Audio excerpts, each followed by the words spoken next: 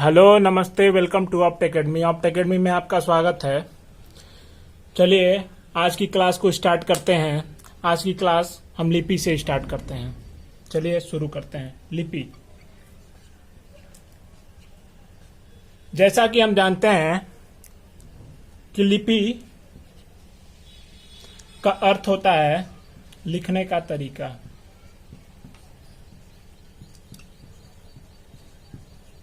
किसी भी भाषा को लिखने का तरीका लिपि कहलाता है। भारत में सभी भाषाएं ब्राह्मी लिपि से निकली हुई हैं।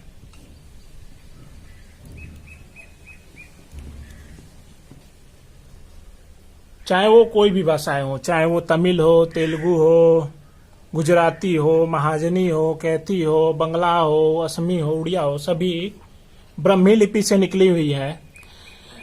इसका प्राचीनतम नमूना यानी ब्राह्मी लिपि का प्राचीनतम नमूना बौद्धकालीन माना जाता है।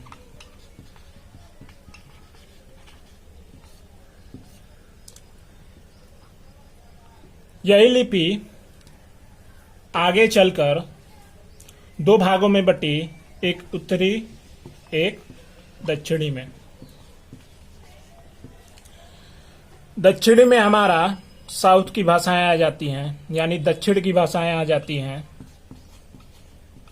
जैसे कि तमिल का तमिल लिपि, तेलुगु कन्नड़ लिपि, तेलुगु कन्नड़ लिपि, मलयालम लिपि, ग्रंथ लिपि आदि। ग्रंथ लिपि तमिलनाडु। यही उत्तरी आगे चलकर गुप्त लिपि बना, सिद्ध मातृका लिपि से नाम से जाना गया, कुटिल लिपि बना, फिर जाके कुटिल लिपि दो भागों में बट गया, एक नागरी एक शारदा।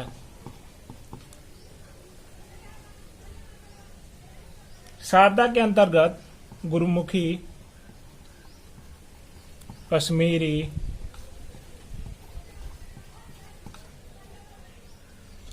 लहदा और टाकरी आता है। वही नागरी दो शाखा में बटा, पूर्वी शाखा और पश्चिमी शाखा।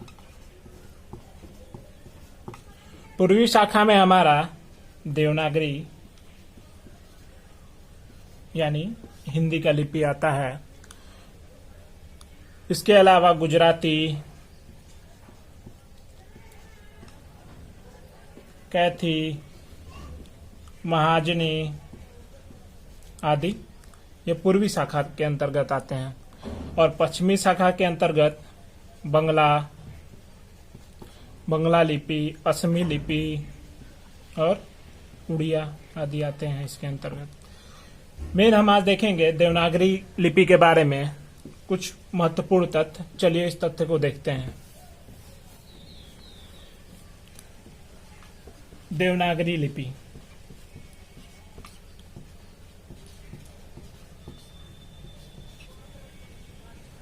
देवनागरी लिपि हमारे हिंदी भाषा का लिपि है, ये तो हम सभी जानते हैं। इसे लोकनागरी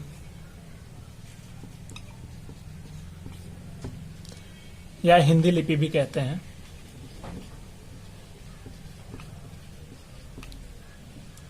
ये बाई से दाई ओर लिखी जाती है, जबकि हम जानते हैं इसके विपरीत फारसी लिपि लिखी जाती है दाईं से बाईं ओर। यह लिपि अक्षरात्मक है।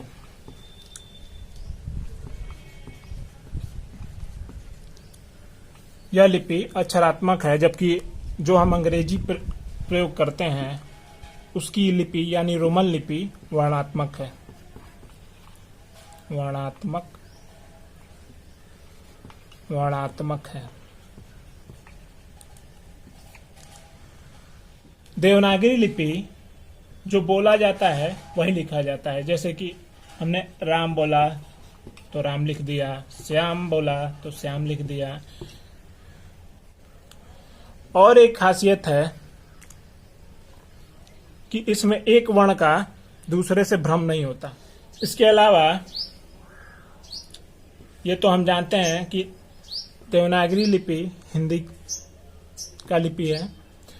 इसके अलावा मराठी, संस्कृत, नेपाली,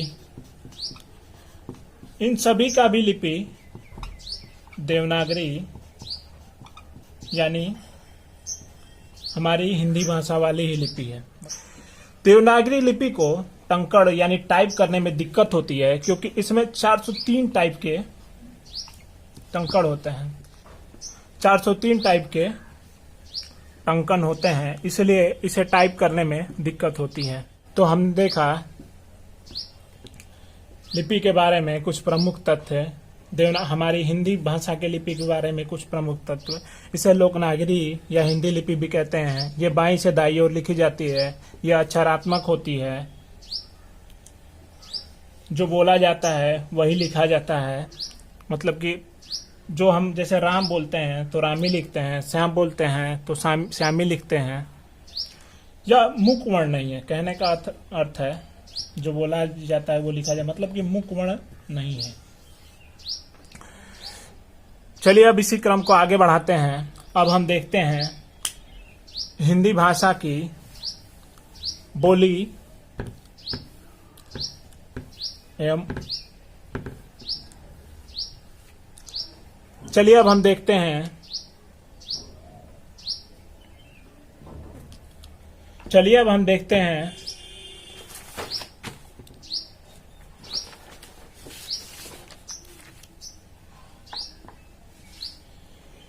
हिंदी भाषा की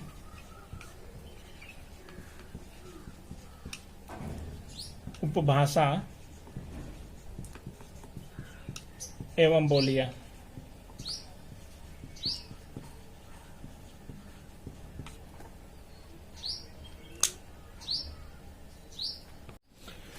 चलिए अब देखते हैं संविधान में हिंदी भाषा से जुड़े प्रमुख तथ्य।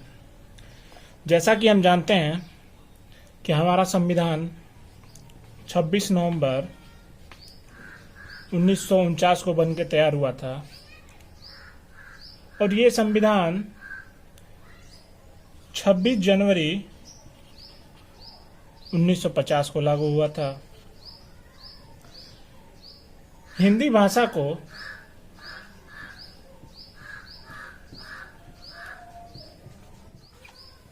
भारत का राजभाषा 14 सितंबर 1949 को किया गया था।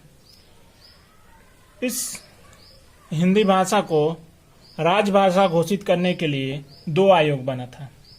प्रथम आयोग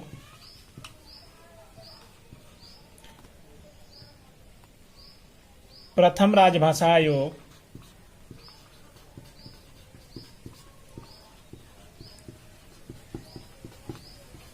1955 में, जिसके अध्यक्ष थे बीजी खेर जी। द्वितीय राजभाषा आयोग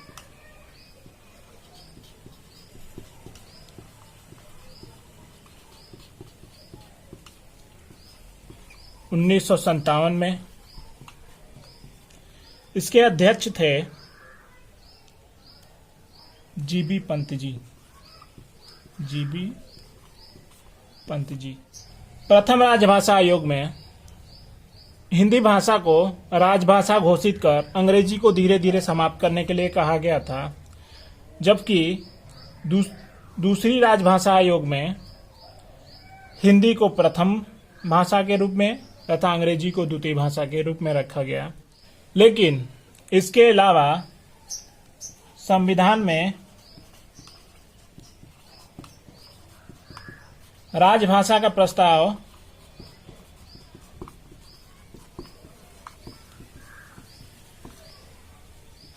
गोपाल स्वामी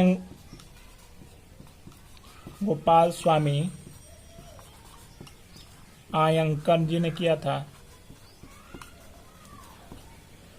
संविधान में राजभाषा का प्रस्ताव गोपाल स्वामी अयंकर जी ने किया था। संविधान में भाषा 8वीं अनुसूची में आती है। 8वीं अनुसूची में आती है। जब संविधान लागू हुआ था तो केवल 14 भाषाओं को मान्यता प्राप्त थी।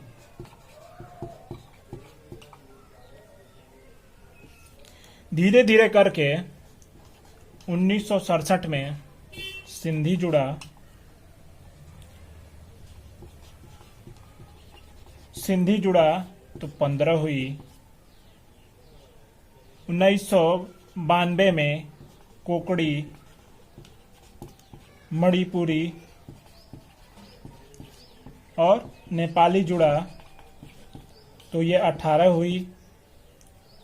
और इसके अलावा 2003 में बोडो, डोंगरी, संथाली और माथली जुड़ा तो टोटल भाषाएं 22 हो गई। तो इस तरह हमने जाना कि वर्तमान में संविधान में टोटल 22 भाषाओं को मान्यता प्राप्त है।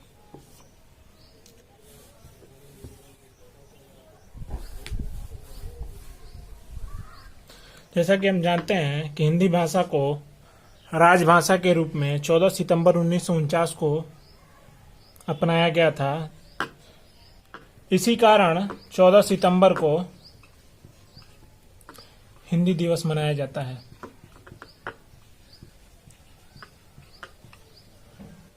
संविधान में भाषा अनुच्छेद 343 से 351 के बीच वर्णित है। तो हमने जाना संविधान में हिंदी भाषा से जुड़े कुछ प्रमुख तथ्यों को। चलिए हिंदी भाषा के कुछ और प्रमुख तथ्यों को जानते हैं। चलिए अब हिंदी साहित्य संबंधित कुछ और प्रमुख तथ्यों को जानते हैं। चलिए देखते हैं। पहला है, हिंदी साहित्य इतिहास के सर्वप्रथम लेखक हैं। मतलब हिंदी साहित्य के इतिहास के बारे में लिखने वाले सर्वप्रथम लेखक हैं जॉर्ज अब्राहम ग्रियर्सन।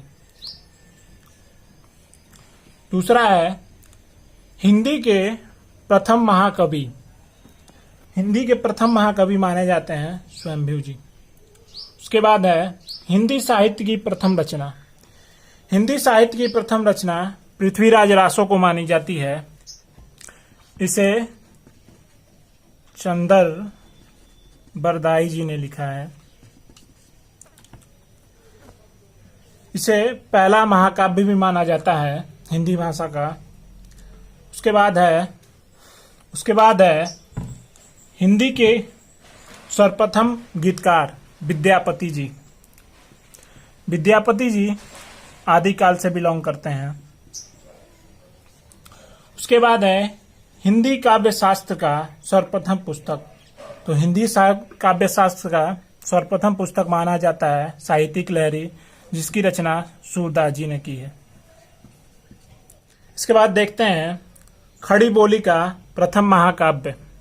खड़ी बोली का प्रथम महाकाव्य माना जाता है प्रिय प्रवास को, जिसकी रचना हरिऔध जी ने की है। और अब देखते हैं हिंदी में प्रथम उपन्यास, जीवनी, नाटक, यात्रा वृत्तांत और कहानी के बारे में। सबसे पहले देखते हैं हिंदी का प्रथम उपन्यास। हिंदी का प्रथम उपन्यास परीक्षा गुरु है। परीक्षा गुरु को लाला श्रीनिवास दत्त कृत ने लिखा है। उसके बाद है जीवनी। हिंदी का प्रथम जीवनी है दयानंद दिग्विजय। इसे गोपाल शर्मा जी ने लिखा है। इसके बाद है हिंदी का प्रथम रिपोर्टाज। हिंदी का प्रथम रिपोर्टाज है लक्ष्मीपुरा। इसे शिवदान सिंह चौहान जी ने लिखा है। इसके बाद है नाटक। हिंदी का प्रथम नाटक नहुस है। इसे गोपाल चंद्र जी ने लिखा है। इसके बाद देखते हैं यात्रा वृतांत को। तो हिंदी का प्रथम यात्रा वृतांत सरयू पार की यात्रा है। इसे भारतेंदु युग के प्रवर्तक माने जाने वाले भारतेंदु हरिश्चंद्र ने लिखा था। इसके बाद है हिंदी का प्रथम कहानी। हिंदी का प्रथम कहानी है इंदुमती। इंदुमती की रचना गोपाल चंद्र गिरधर दास जी ने की है। उसके बाद देखते हैं हिंदी की और कुछ प्रमुख बातें। चलिए और कुछ तथ्यों को देख लेते हैं। हिंदी की पहली फिल्म हरिश्चंद्र है। इसमें आवाज नहीं था, ये फिल्म मुख्य फिल्म थी। उसके बाद हिंदी की पहली बोलती फिल्म है आलम आरा। उसके बाद थोड़ा देख लेते हैं ज्ञानपीठ के बारे में। ज्ञानपीठ पुरस्कार के बारे में देख लेते हैं। हिंदी साहित्य के लिए सबसे पहले ज्ञानपीठ पुरस्कार पाने वाले व्यक्ति सुमित्रा नंदन पंत जी थे।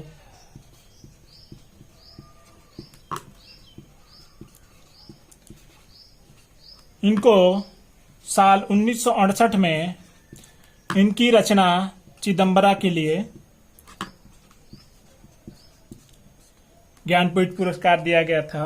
तो हम अब देखते हैं हिंदी साहित्य में ज्ञानपीठ पुरस्कार पाने वाली सबसे पहली महिला कौन है। तो हिंदी साहित्य में ज्ञानपीठ पुरस्कार पाने वाली सबसे पहले महिला महादेवी वर्मा जी हैं। महादेवी वर्मा जी को साल 1982 में इनकी रचना यामा के लिए ज्ञानपीठ पुरस्कार मिला था। तो हमने देखा हिंदी के विकास के बारे में। हिंदी के विकास में हमने हिंदी के इतिहास को पढ़ा। उसके बाद हमने इसकी उपभाषा एवं प्रमुख बोलियों के बारे में पढ़ा। इसके बाद हमने इसके लिपियों के बारे में पढ़ा। इसके बाद हम हिंदी से संबंधित संविधान में वर्णित कुछ प्रमुख तथ्यों को पढ़ा। इसके बाद हमने हिंदी से संबंधित कुछ अन्य प्रमुख तथ्यों को पढ़ा, जिसमें हमने हिंदी में सबसे पहले प्रथम उपन्यास किसने लिखा, जीवनी किसने लिखा आदि को पढ़ा। तो चलिए अब हम क्लास को यहीं खत्म करते हैं। अगली क्लास में हम वर्णमाला चैप्टर को पढ़ेंगे। तब तक के लिए धन्यवाद। कृपया इस चैनल को लाइक करें, शेयर करें और कमेंट करके बताएं कि आपको ये क्लास कैसा लगा। और कोई त्रुटि हो तो उसे भी कमेंट करें, जिसको हम सुधार कर सकें। धन्यवाद। जय हिंद, जय भारत।